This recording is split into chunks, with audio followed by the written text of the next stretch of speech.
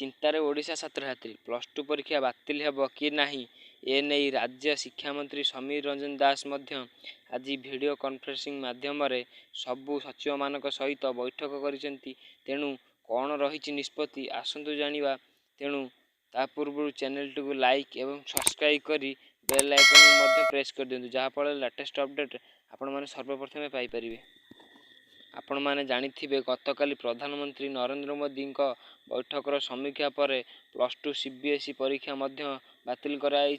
एने ओडिशा छात्रछात्री एवं चिंतार अछंती, किंतु चिंता करिवार किछि दरकार नाही। +2 सीबीएसई परीक्षा बातिल होईछि माने सीएचएससी परीक्षा बातिल करा जिवो। एने शिक्षा मंत्री सूचना रही। देखंतु सीबीएसई जेतक शिक्षा नीति परिवर्तन करिछि, सीएचएससी सेही सब निष्पत्ति आपणेछि। आपण मैंने देखिथे यही किछि दिन तले सीबीएसई तार +2 पिलांक 30% ऑफ करिथिला, तापर 50% मल्टीपल चॉइस करिथिला एवं परीक्षा को रद्द करिथिला जून प्रथम सप्ताह पर्यंत।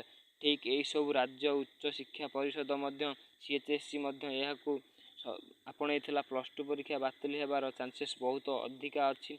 तेणु आम चैनल सहित जोड़ी रुहतु, जहाँ फल जहाँ भी लेटेस्ट अपडेट आसीबो आपण माने सर्वप्रथमे पाई परिबे। धन्यवाद।